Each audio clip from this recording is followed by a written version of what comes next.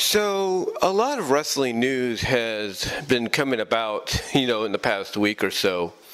I mean, as we build towards WrestleMania 40, it's been one of those weeks to where, things, are happening, they're popping off, for companies like AEW and WWE and so on.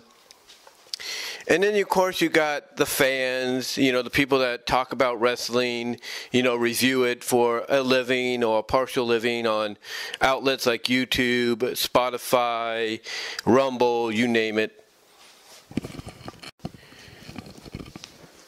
And I'll tell you, it's just one of those kind of situations to where it's like, you can't go a day. You can't go a day without something going on. And what a way that this week started. I mean, we look at the fact that WWE announces Paul Heyman as a headline name apparently, for the WWE Hall of Fame in Philadelphia, which is a great choice, and great choice to make at the appropriate time because, of course, Philadelphia is the birth home of ECW, Extreme Championship Wrestling.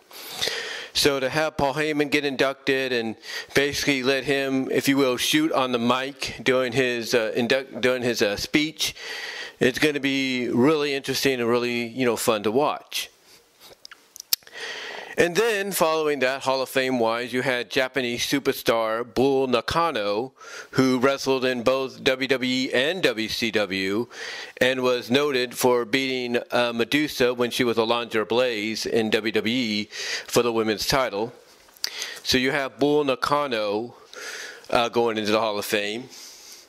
And then recently, you had, as of today actually, the U.S. Express, the original U.S. Express, Barry Windham and Mike Rotundo, otherwise known as IRS, going into the Hall of Fame this year as well.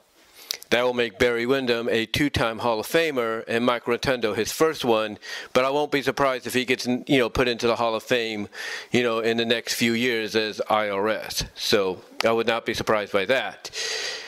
And of course, there are reports that other names are going in this year. In fact, somebody apparently revealed a leak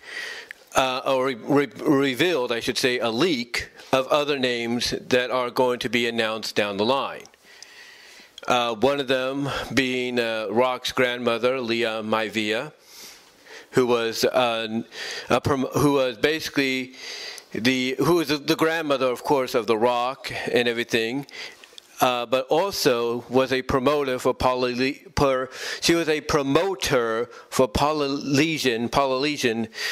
Pro Wrestling.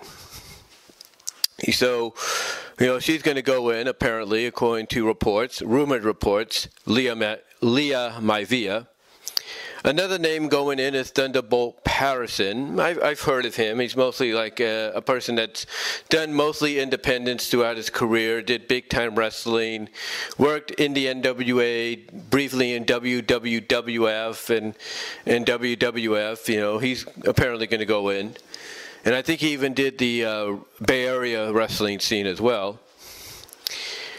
And then, of course, another name going in would be Bray Wyatt. Very obvious, he's going to go in. And then another name as well that's going to go in, apparently, is going to be Muhammad Ali. I would assume that's going to be the celebrity wing for him. So those names, Leah Maivia, Thunderbolt Patterson, Muhammad Ali, and Bray Wyatt, are the only names, according to a leaked, image out there and a rumor, are the only names remaining, on the list of inductions for the 2024 class. Now, what's even more interesting is The Rock, who is part of the TKO board. The Rock apparently has say in it. Now, I like how some people are buying into the fact that they think he has final say, but he doesn't. He just has input. He just has a say. He has input into, who he believes should be in the Hall of Fame, or who he would suggest to be in the Hall of Fame, if you will. It's kind of like when some people reported Vince McMahon having input, in what, he would want Triple H to do, when basically they had to make it look like Triple H was running things mostly and not Vince, when Vince tried to, get back into creative, when he bullied his way back into power and such.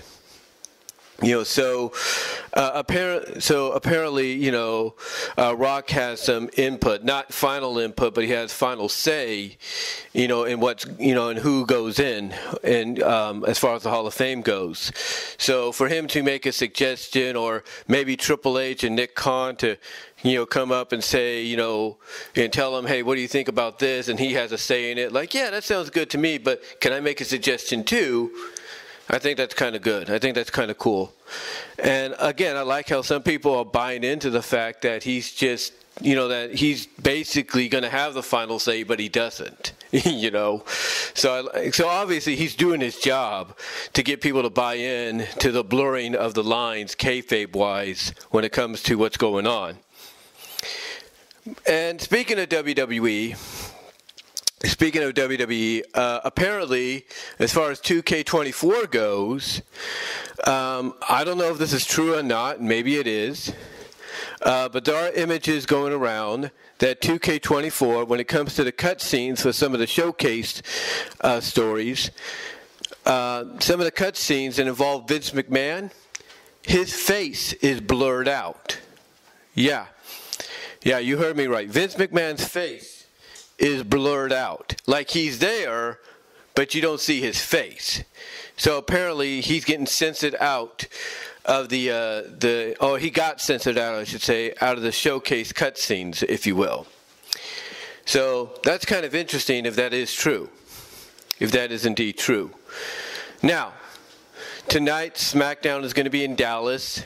And as predicted, as I talked about in an audio video, or on-screen video, actually, they sold out. They sold out the American Airlines Arena. And tonight we're going to have a face-to-face in-ring confrontation between, Cody, Seth, Rock, and Roman. So that's going to be really interesting there. And apparently there are reports and rumors going around that, two individuals might get involved at WrestleMania, maybe with the Night 1 main event or the Night 2 main event. And those names, of course, are Stone Cold Steve Austin and John Cena. John Cena, apparently in an interview with Chris Van Vliet, I guess dropped a hint that he might be involved with WrestleMania 40 this year. And one can assume it has to be with the main event. It has to be, especially because of his history with The Rock. So we'll see what happens. We'll see what happens there. Austin, of course, he's been reported and rumored to possibly be involved in 40. And however that is, again, we'll find out. He might be involved in the main event too, based on his history with The Rock. But again, we'll have to see. We'll have to just see what WWE has planned. Now, speaking of wrestling, we do have to talk about AEW. And AEW has had a good week so far. Give them credit. They've had a good week. It seems that I guess you could say Tony Khan is learning from his mistakes, if you will. He's learning from his mistakes, and he's starting to do things in a way that feel more like what they should have been doing or should have kept doing since they started. And that's, basically start to build the foundation for long-term story planning and character development. Now, one of the ways they did this is Okada from New Japan, formerly of New Japan, made his official AEW All Elite debut. He is now part of the All Elite roster.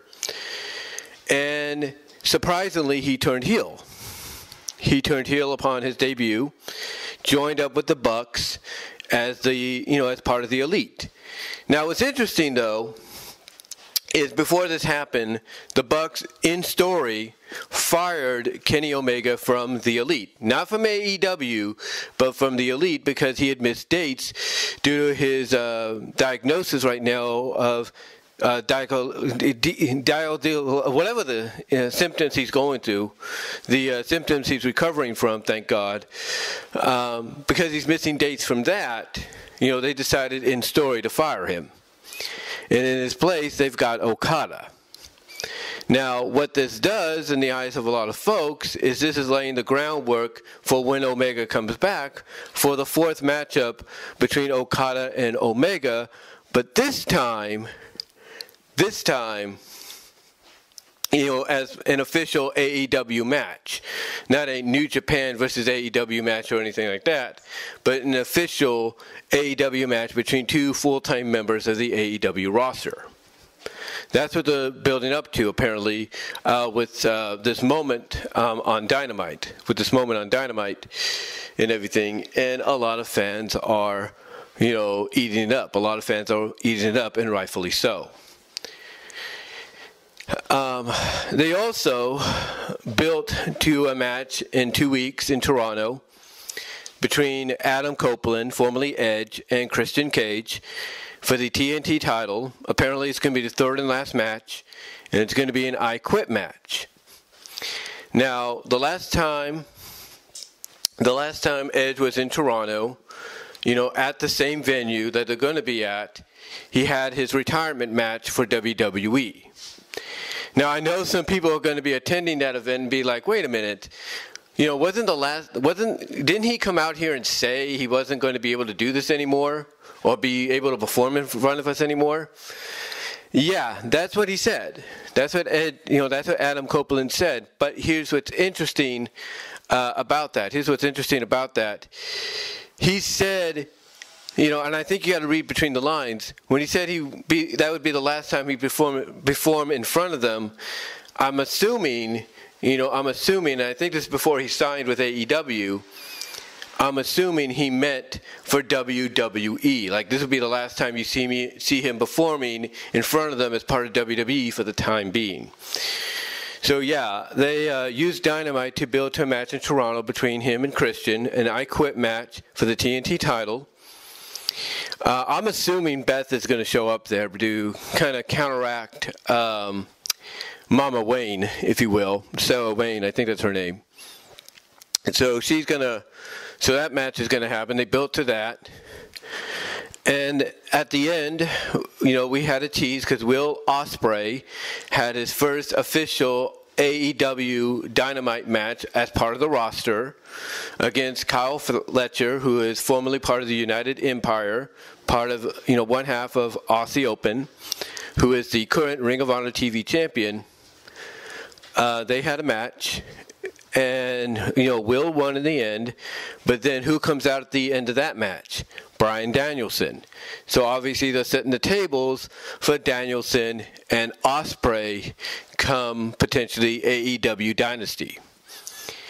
Now, the other thing they did do as well is they basically confirmed we are going to get Strickland and Joe at Dynasty. We could probably get another triple threat, three-way, if you will, with Wardlow involved. But Wardlow apparently is getting his title shot this Wednesday at the Dynamite edition called Big Business, which is apparently going to show the debut or have the debut of Mercedes Moné.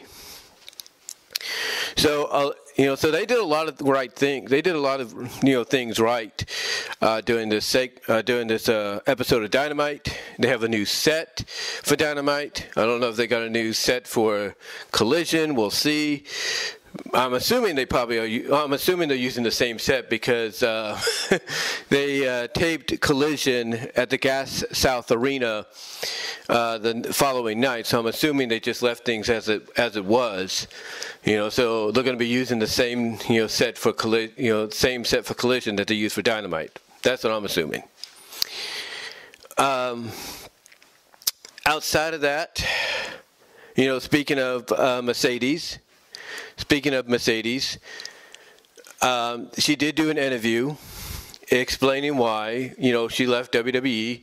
And the one thing people took away from that is she stood up for herself. And she basically held her head up high and handled what she had to do when she walked out as a boss, as a CEO, as she puts it. Now, I didn't watch the interview yet, but those are some of the verbiages people are taking from that interview. But what's interesting is what she says during it as well. And there's a clip of this, going out there, or going out and about, the internet, I should say. And in that clip, she basically states that, yes, there's a good chance she will end up back in WWE. And apparently a lot of people are taking this the wrong way. Apparently a lot of people are taking this the wrong way because it's to them it's like, why are you saying, you're going to go back to WWE when you're on the verge of debuting in your hometown of Boston on AEW Dynamite? Like, why are you making, this known that you might, go back to WWE, within less than a week of you debuting for All Elite Wrestling? Why would you do that? And it's mainly because, as she says in the interview, she has a lot to be thankful for towards them. A lot to be thankful for towards them for the opportunities she's now getting outside of WWE, for the opportunity to take the chance she's taken on herself and do these things post WWE. And I think, people like just Alex said it best. They all eventually go back. And that's the truth. All of them eventually go back. Now, we don't know the duration, of Mercedes' contract. We don't know if it's a couple of years. We don't know if it's a pay per appearance. We don't know. We don't know if it's a year with an opt-out option. We don't know. We don't know what the status is until she debuts. We know that she's been under contract apparently since January, but she hasn't been utilized yet until she's been fully cleared from her injury. So again, we don't know what the status, the length and the status is of her contract. Again, like I said, we don't know if it's a few years, if it's pay per appearance, if it's, 1 year with an opt-out option, a few years with an opt-out option. We don't know. We'll probably find out more this Wednesday night after she debuts. But with that said, again, a lot of people are taking that on a context. It's like, why would you say that, when you're on the eve of debuting for this, other company? And again, she's saying it because she's grateful for the opportunity they gave her, which has allowed her to have these doors open to her outside of them, outside of the company. And, it's like people said, it's like Alex said, everybody eventually goes back. I mean, look at Cody Rhodes, look at Andrade. They've all gone back. And there's others under contract to AEW that are probably going to head back as well. They just don't know it right. They're just not saying anything, I should say, right now, but there is a good chance that they will go back. Heck, don't be surprised if Sting makes an appearance there down the line before this year's out. Don't be surprised. Because everybody eventually goes back, or eventually ends up there. We all know that. We all know that. I mean, look at Jade Cargill. Did anybody suspect her to show up there? No. And look at recently, Sean Spears. Sean Spears went back. They could have brought him back as Ty Dillinger, but no. They brought him back as Sean Spears, the chairman. That's what they did. That's what they did. So basically, everybody eventually heads back to WWE in one way or another. So let's not forget that. I mean, look at William Regal. William Regal did it, and he had to wait a year before he can be on camera again because of an agreement. But he went back. The point is, Mercedes is not ruling out going back. Now, would she have said that if Vince McMahon and his regime was still running things? Hell no, she wouldn't have said that. Excuse my language, God. But hell no, she wouldn't have said that. And you know why? Because if Vince was still in charge and Laurinaitis was still there, or Laurinaitis, whatever you want to call him, was still there, she would be like, hell no, I ain't going back there. Not with those old cronies. Well, not with those perverts or whatever you want to call them. No way she would have gone back. No way she would have said it, period. But yet she knows there's been a change for the better. And now she's looking at the fact that, well, I have such and such time, as part of this AEW contract, I'm going to oblige by it. I'm going to live up to it. And then I might go back. Again, she might have an opt-out option too, in case she's not satisfied with what she, getting for what she's getting there in AEW. She may not be satisfied for what, she's getting, for how she's being treated, and all that. She might decide to opt out and go back sooner. You never know. But again, people need to not take what she said out of context as her being, like a hypocrite towards Tony Khan and everything when she's saying this kind of stuff. All she's saying is there is a good chance that she will head back after her journey outside of WWE, with, places like AEW, Japan, Stardom, you name it, is done. But yeah, people shouldn't take, what she said, out of context. They shouldn't take what she said out of context. She's just saying that there's a good chance she could, end up back in the WWE before her career is over. Because even though she's done a lot there, it doesn't mean, she's going to just, stay away from there. Because like I said, if you believe she would have said that kind of stuff when, Vince McMahon and his old regime were, still, running things, of course she wouldn't have said that. She would have said, hell no, I'm not doing that. I'm gonna stay away. And she would have. She would have stayed away. There's no doubt about that. But I think now that she's noticing the change, she's like, yeah, I'm going to give it a chance again, but I'm going to stay committed to this agreement with AEW and go from there. So, yeah, I don't think people should take what she said out of context. And my pinky just hit the mic there. But I don't think people should take what she said out of context, honestly. They really shouldn't. But with that said, let's talk about something else wrestling related outside of AEW. Let's talk about, WWE 2K24.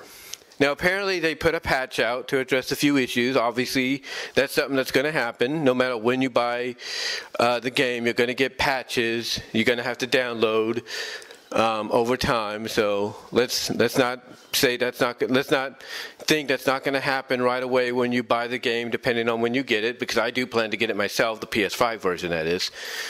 But some patches were thrown out there. And everything, some patches were thrown out. But what's interesting, though, is what came about this past week. Now, apparently, somebody decided to be a troll. They decided to be a racist troll when it came to the game's cover. Now, the game has 3 covers. It does. It has, a 40 years of WrestleMania cover, which is, I think, the more expensive cover, I believe.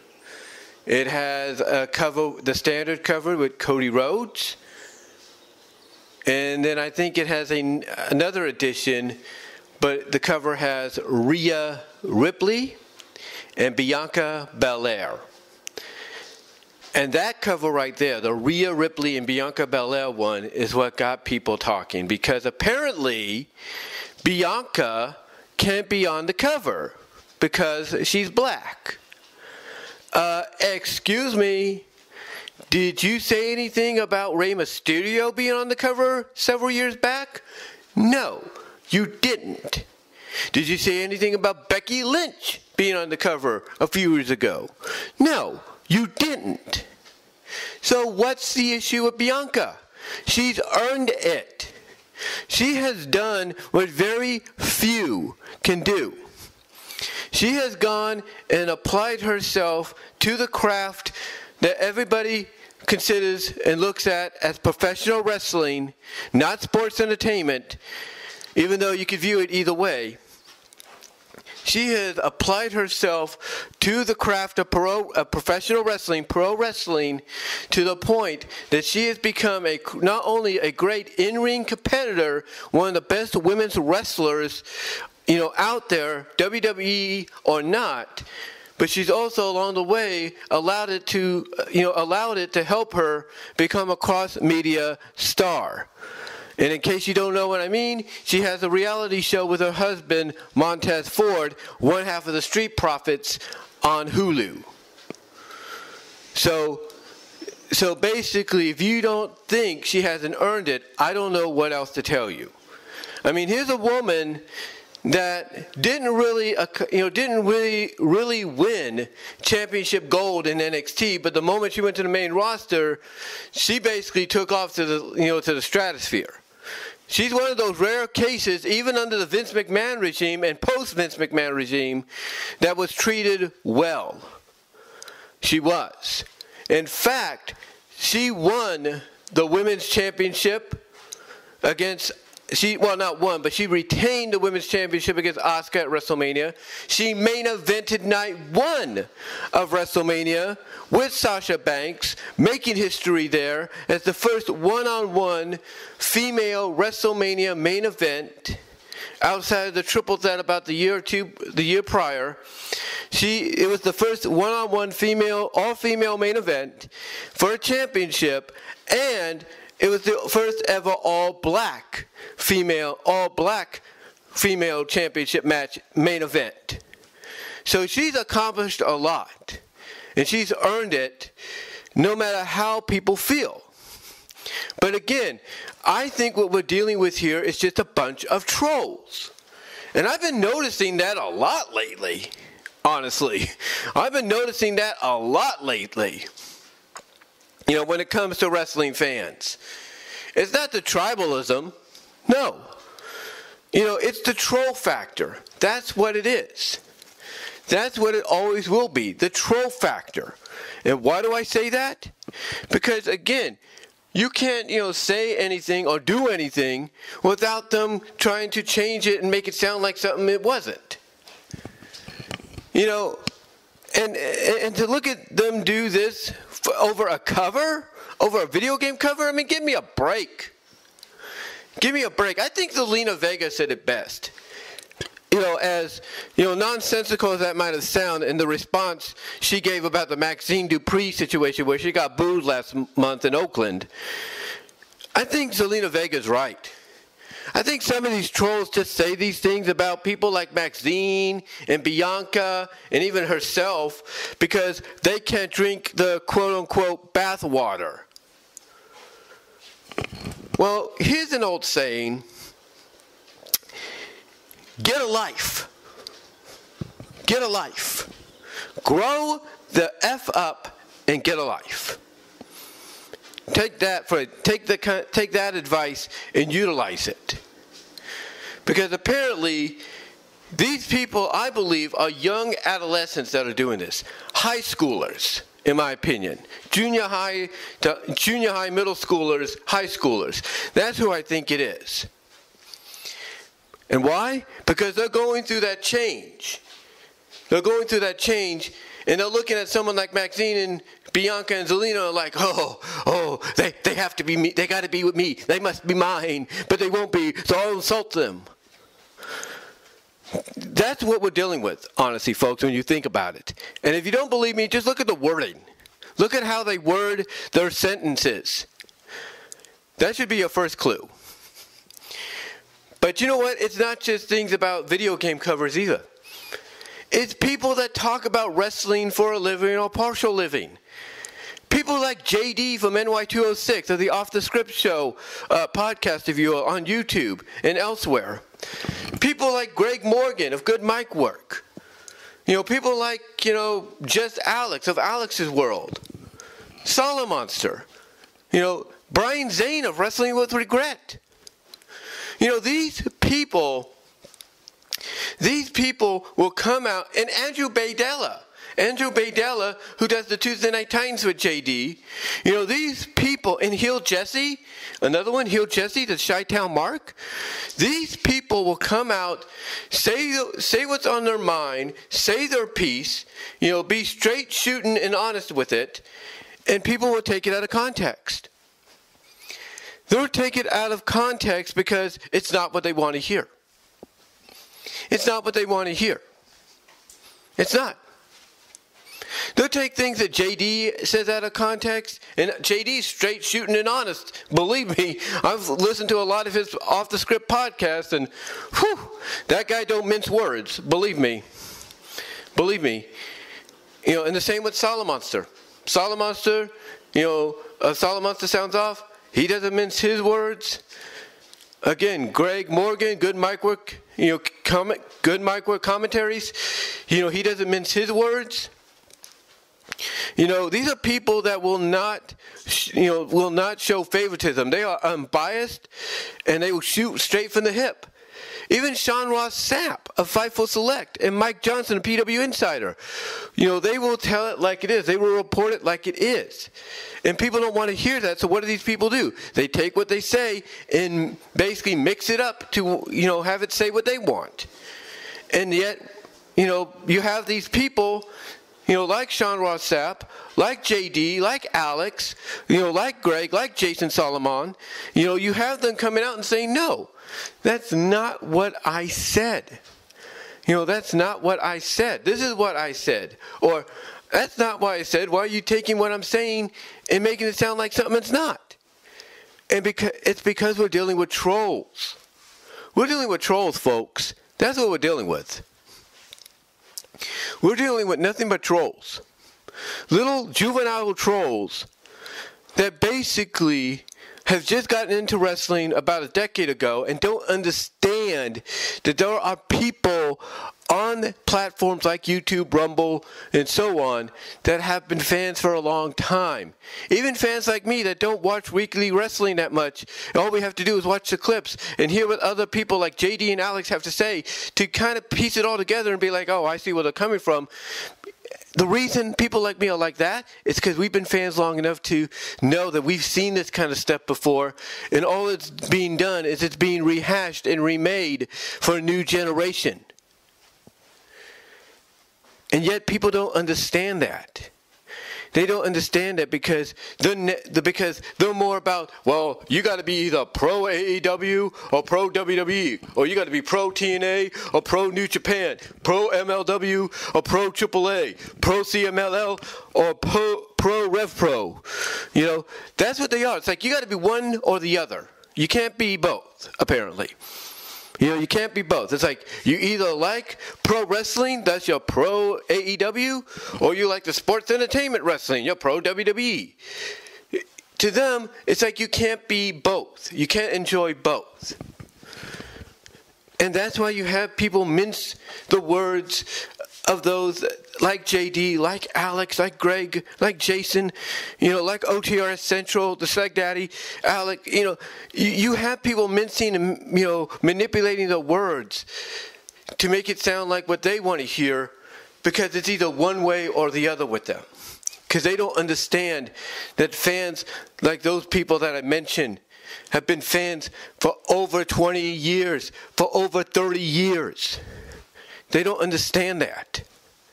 And they don't understand that within that length of a fandom, or being a fan for that long, they don't understand that you've seen this kind of stuff, play out before, so you have an idea of what they might be doing next, even if they change it up or maybe even surprise you. So to me, it's like this new generation, this adolescence, when they, say the things they did about Bianca. And you had a lot of people, fans, and those within the company and outside of the company standing up for her and saying that she has rightfully earned that spot, that spot on the cover. When you have these trolls going out and attacking that for no reason, attacking Maxine for no reason, basically, exaggerating what people said or booed about her, and they did have the right to boo, don't get me wrong, but, exaggerate in a way like, oh, she deserved it and da-da-da. You're making people like what Zelina Vega, a superstar that, performs on SmackDown as part of the LWO, is working alongside one of the all-time greats in Rey Mysterio. You're basically making, what she said about you not being able to drink Bianca's bathwater, Maxine's bathwater, quote unquote, a reality. And in a sense, you're making it, when you mince and manipulate the words of those that do this for a living or partial living on these platforms, you know what it makes it sound like you are? Jealous. makes it sound like you're jealous because you want to have that knowledge. You want to have that opportunity that's been God-given to these people. But you can't. You don't have that opportunity. Thus you troll. Thus you manipulate things to what you want. What's your issue with JD when he says things? You know, JD from Off the Script. What's your deal with him? What, because he wears an AEW hoodie? You know, what is he supposed to do? Be all AEW? You know, I don't get it. So what? He wears an AEW hoodie when he's doing a WWE Raw or SmackDown review or pay-per-view review. So what? That's his choice. What? He can't cheer for the Atlanta Braves because he's wearing, you know, he can't. He's always got to cheer for the Atlanta Braves. And he's, you know, if he's not wearing an Atlanta Braves hat and instead he's wearing maybe what, a Buffalo Bills hat, you know, it makes him a traitor, you know, to the Braves. Or he's wearing a St. Louis Cardinals cap or a San Francisco Giants cap, you know, and what, it makes him a traitor? He's either pro Braves or not? I mean, come on, dude. I mean, come on. Seriously. You guys need to do everyone a favor, and everybody listening to this knows this to be true. Like I said earlier, you need to grow up and get a life. Grow up and get a life, all right?